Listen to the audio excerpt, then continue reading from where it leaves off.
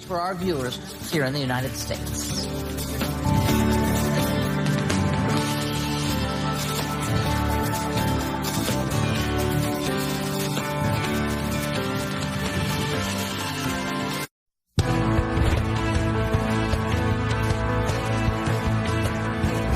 Welcome to this GPS special report. I'm Fareed Zakaria. 2014 will be a year of surprises, events that no one can predict. But there will be one great spectacle in the spring, an event that never fails to move me deeply. India will hold its national elections, the largest democratic process in human history. More than 700 million people at 800,000 voting booths using 1.3 million machines will cast their ballots. Aside from the extraordinary affirmation of democracy, this election is turning into a pivotal contest. A clash between a rising controversial figure and the scion of an old dynasty. The issues at stake are crucial, not just for India, but the entire world. Will India push forward to become the next China? The next big global growth engine?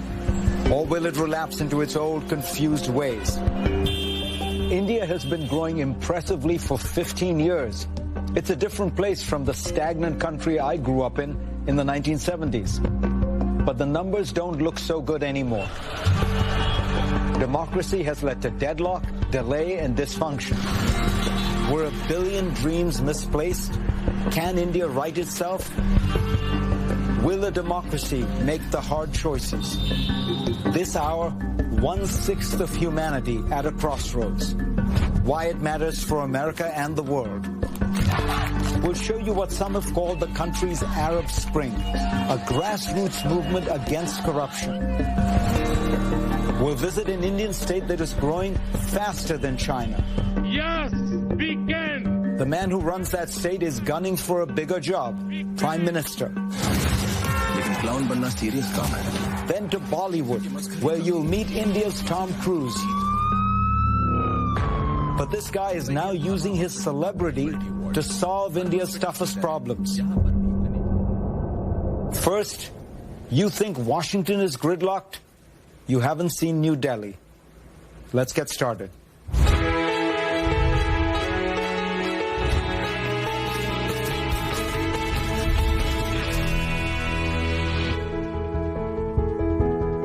India is a country that lives in several centuries simultaneously. India, as Bollywood star Shabana Azmi points out, is a country of profound contradictions. In India's people at any given time and place encapsulate all the contradictions that come from being a multi-religious, multi-class, multilingual, multicultural society. So with all those contradictions, how on earth is the country moving forward? When foreigners come to India, they see the visible manifestations of the state, the infrastructure and such, as being terrible. Yeah. And yet, the economy, by and large, continues to do well. How does that happen? Well, India grows at night when the government sleeps. Liberty, equality. Gurcharan Das, a renowned author and the former CEO of Procter & Gamble India, says that India has grown despite its broken government. Broken because if you think that the United States Congress is chaotic and dysfunctional, take a look at India's parliament. The government is not obliged to implement a law passed by parliament, which sounds ridiculous.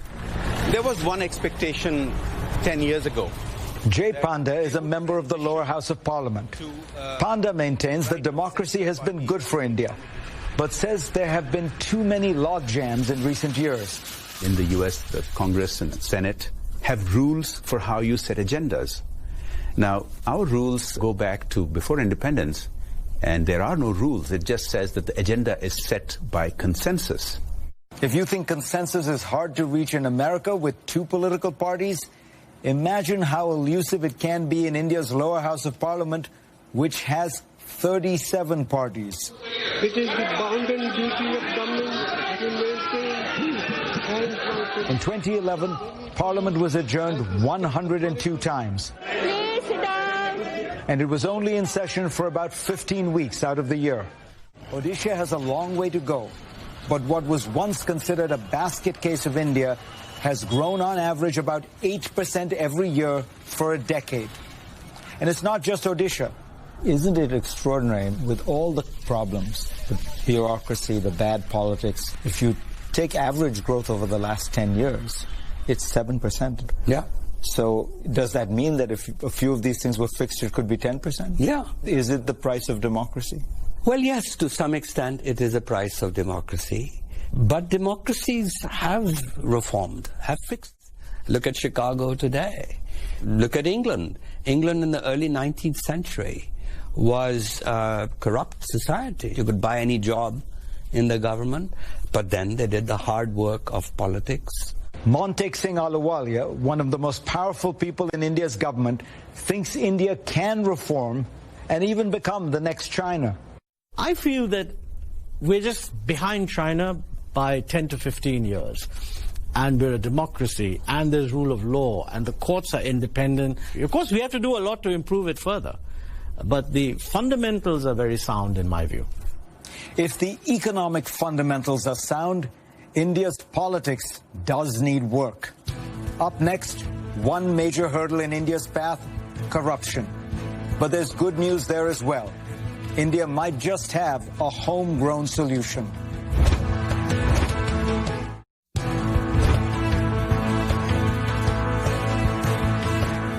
Regardless of how dysfunctional American politics might be, it would be hard to imagine 30% of America's legislators with criminal charges pending against them.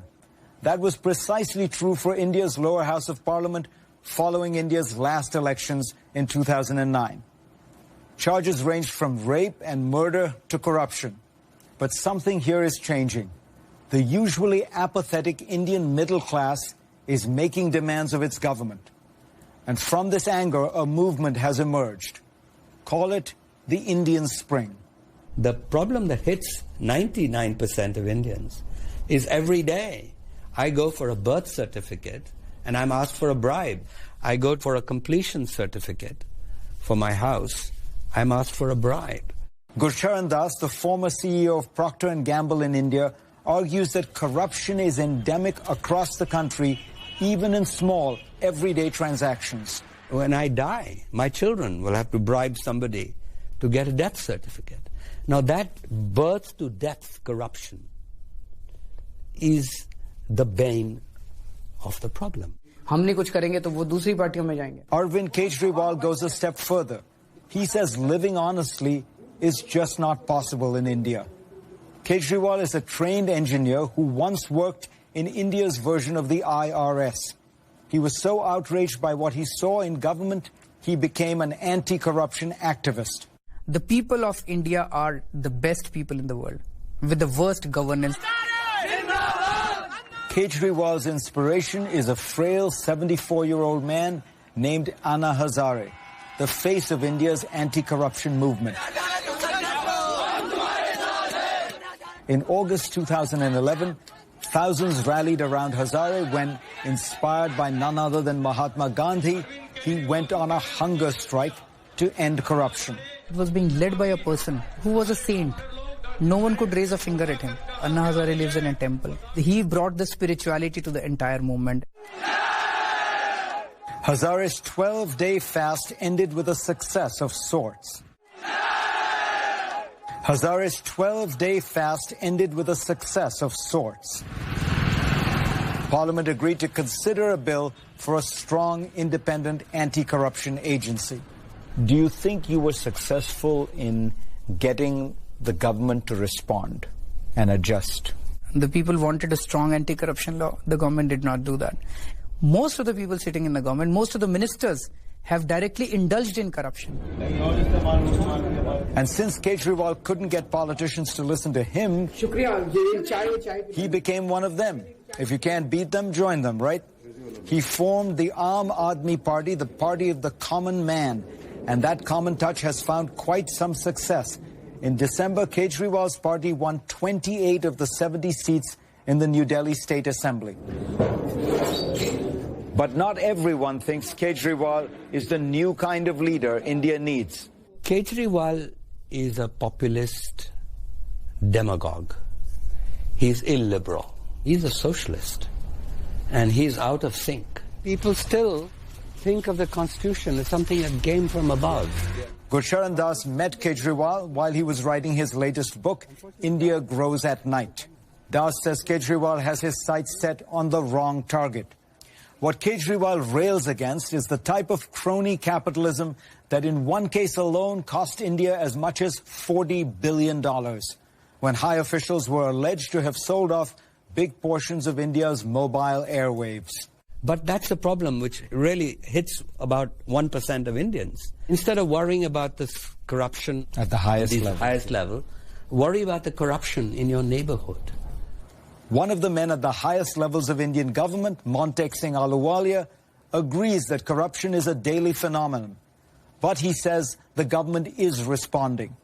Lots of people look at India and say the corruption is terrible at every level. What would you say to them? The notion that India is the only emerging market that is corrupt is complete nonsense. What is true is that worry about corruption, and indeed the politicization of corruption in India, is immense. To my mind, that's actually to the credit of India. Meaning? Meaning that government recognizes, and we've said this at the highest level, government recognizes, A, that this is a concern, and B, that it's a legitimate concern. The government has adopted a few transparency measures, and that anti-corruption bill that New Delhi introduced following Hazare's hunger strikes, it just passed more than 2 years later. In the end, Montek Singh Ahluwalia and Arvind Kejriwal do agree on one thing. You think that the India that your son will live in is going to be less corrupt, richer, with a government that is more responsive than the one we currently have? Absolutely. 5 years from now, will India be less corrupt than it is today? Of course, India would be less corrupt, there will be less illiteracy, there will be less poverty. I am very upbeat about the future of this country. You are, even though you say there are so many things wrong with it. That is because the hope is from the people of this country. The people are coming together. The people are protesting. Now they're not sitting back. They're not cynics anymore. Ironically, some people allege that Kejriwal's anti-corruption party has been corrupted itself. It's a charge he denies vigorously. But his anti-corruption platform is increasingly being adopted, at least rhetorically, by other opposition parties, who all believe that the upcoming national elections will be a protest against corruption and graft for the first time ever. It's a sign that voters are maturing and demanding better government. Up next, can India grow like China? Well, there is one part of India that seems to out-China the Chinese. And the guy who helped them do that wants to go national. I'm Kate Baldwin. And this is CNN.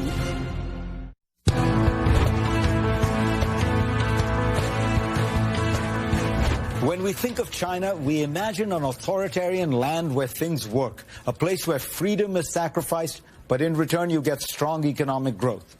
When we think of India, we think of a messy democracy, of organized chaos, a place where growth is sacrificed for freedom.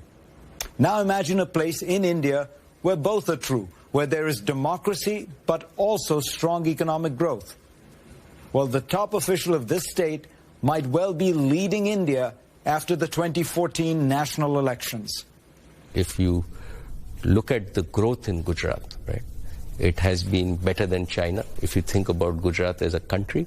Mukesh Ambani is not only the richest man from the state of Gujarat, he is also the richest man in India. What Gujarat has demonstrated is that over decades you can attract investment, and with sensible governance you can really improve. You may think that sensible governance is lacking in America, but India has a way of making us look like a model of efficiency. Just listen to Ratan Tata.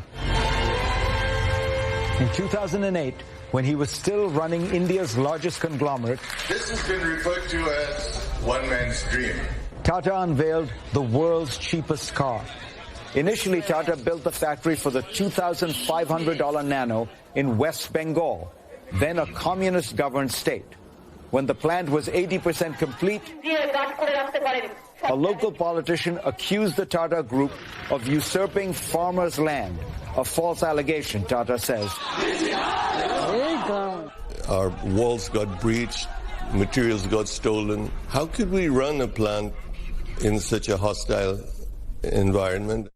So Tata decided to move the nano operation to Gujarat, where the top official in the state, Chief Minister Narendra Modi, now a candidate for Prime Minister, provided a business-friendly home instantly. In effect, he delivered in 3 days what other states, which were also trying to woo us, could only offer their best endeavors to do. Clean, no side deals, no quid pro quos. No bribes. None whatsoever.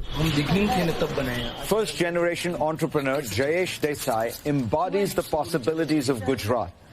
He was born in a small village where his father was a grain merchant. One day my father told me, now you have to do something. You have to go big city. Armed with the ambition to help his family overcome what he calls their help to go big city. Armed with the ambition to help his family overcome what he calls their helpless financial condition, Desai drove a scooter to school. I ride very rough scooter, very old scooter. Now in the big city, the second largest in Gujarat, he drives a Ferrari. And not just any Ferrari, one that used to belong to the Formula One racing legend, Michael Schumacher. Desai proudly drives it around Surat, the city where he co-founded the Rajhans Group, a textile, entertainment and real estate company. His dream is for each of his employees to drive a Mercedes, a BMW or an Audi. Surat has a lot of billionaire and millionaire, very hard work people here. He chose Surat because it's one of the fastest growing cities in the world. The city produces 40% of India's textiles, and 8 out of every 10 diamonds in the world are cut or polished here. Municipal Commissioner M.K. Das runs Surat. The per capita income is one of the highest in the country. There's a different vibrancy here. There's even an Empire State Building and a World Trade Center. Every 10 years, the city of 4.5 million adds 2 million new people.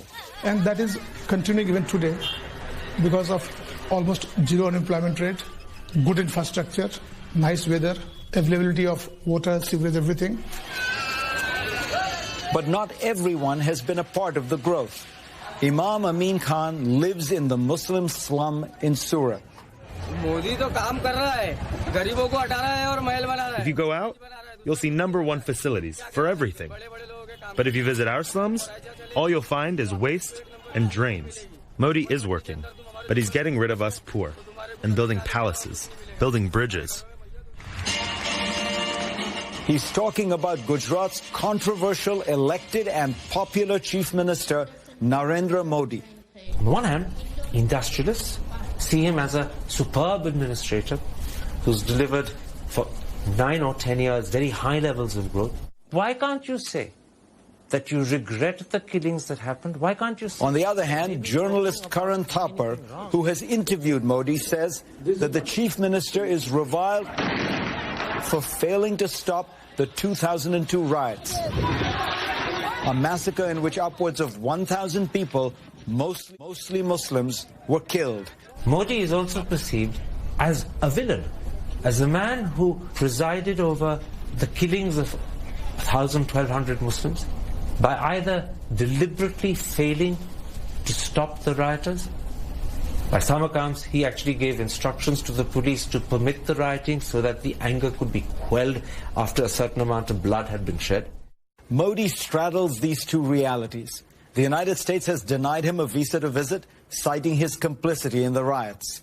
Modi denies any wrongdoing. And he is the leading opposition candidate for Prime Minister in the 2014 national elections. Yes, we can. Has Gujarat got it right And can its project go national? Indians head to the polls in 2014. They're angry with the ruling Congress party for its mismanagement of the economy. And Modi has been dynamic and effective on the campaign trail. If he and his allies gain a majority, Narendra Modi will be India's next prime minister. A prospect that delights many but scares many others. Up next,